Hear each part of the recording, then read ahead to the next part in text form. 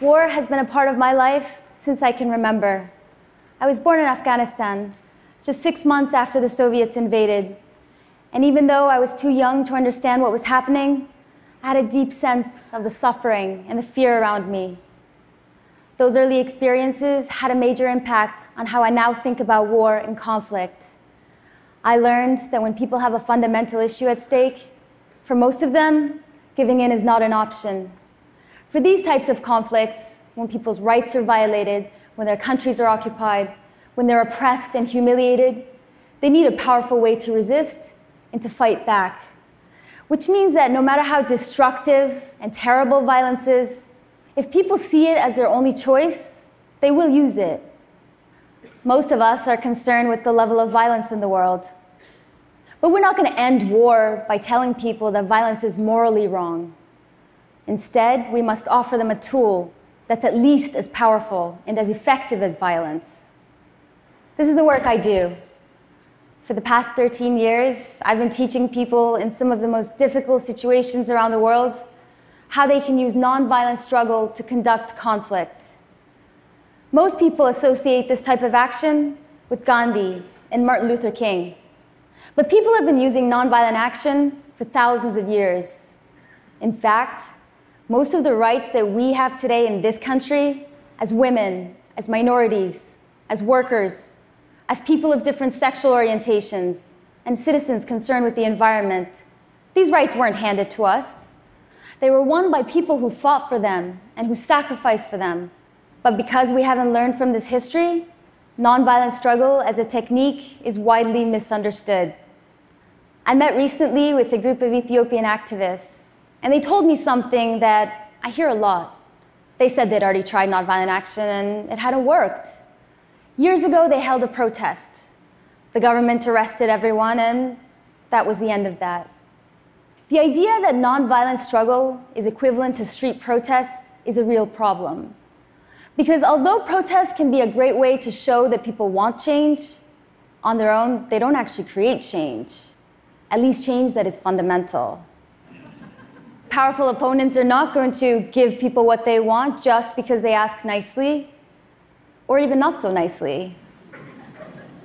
Nonviolent struggle works by destroying an opponent, not physically, but by identifying the institutions that an opponent needs to survive and then denying them those sources of power. Nonviolent activists can neutralize the military by causing soldiers to defect. They can disrupt the economy through strikes and boycotts. And they can challenge government propaganda by creating alternative media. There are a variety of methods that can be used to do this. My colleague and mentor, Gene Sharp, has identified 198 methods of nonviolent action. And protest is only one. Let me give you a recent example. Until a few months ago, Guatemala was ruled by corrupt former military officials with ties to organized crime. People were generally aware of this, but most of them felt powerless to do anything about it. Until one group of citizens, just 12 regular people, put out a call on Facebook to their friends to meet in the Central Plaza holding signs with a message, "Renuncia ya," resign already. To their surprise, 30,000 people showed up. They stayed there for months as protests spread throughout the country. At one point, organizers delivered hundreds of eggs to various government buildings with a message. If you don't have the huevos, the balls, to stop corrupt candidates from running for office, you can borrow ours.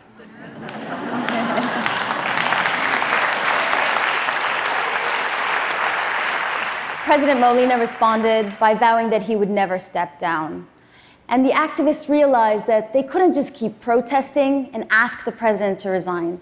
They needed to leave him no choice. So they organized a general strike in which people throughout the country refused to work. In Guatemala City alone, over 400 businesses and schools shut their doors. Meanwhile, farmers throughout the country blocked major roads. Within 5 days, the president, along with dozens of other government officials, resigned already. I've been greatly inspired by the creativity and bravery of people using nonviolent action in nearly every country in the world. For example, recently a group of activists in Uganda released a crate of pigs in the streets. You can see here that the police are confused about what to do with them. The pigs were painted the color of the ruling party. One pig was even wearing a hat that people recognized. Activists around the world are getting better at grabbing headlines, but these isolated actions do very little if they're not part of a larger strategy. A general wouldn't march his troops into battle unless he had a plan to win the war. Yet this is how most of the world's nonviolent movements operate. Nonviolent struggle is just as complex as military warfare, if not more. Its participants must be well-trained and have clear objectives, and its leaders must have a strategy of how to achieve those objectives. The technique of war has been developed over thousands of years, with massive resources and some of our best minds dedicated to understanding and improving how it works. Meanwhile, nonviolent struggle is rarely systematically studied, and even though the number is growing, there are still only a few dozen people in the world who are teaching it. This is dangerous because we now know that our old approaches of dealing with conflict are not adequate for the new challenges that we're facing. The US government recently admitted that it's in a stalemate in its war against ISIS. But what most people don't know is that people have stood up to ISIS using nonviolent action. When ISIS captured Mosul in June 2014, they announced that they were putting in place a new public school curriculum based on their own extremist ideology. But on the first day of school, not a single child showed up.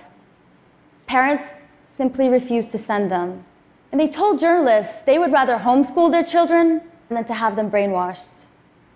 This is an example of just one act of defiance in just one city. But what if it was coordinated with the dozens of other acts of nonviolent resistance that have taken place against ISIS?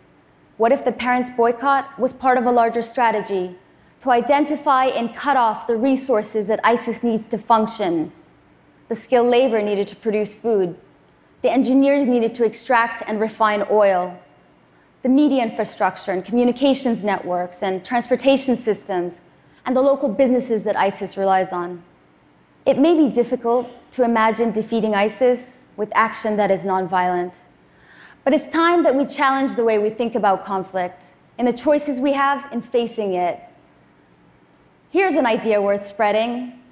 Let's learn more about where nonviolent action has worked and how we can make it more powerful, just like we do with other systems and technologies that are constantly being refined to better meet human needs.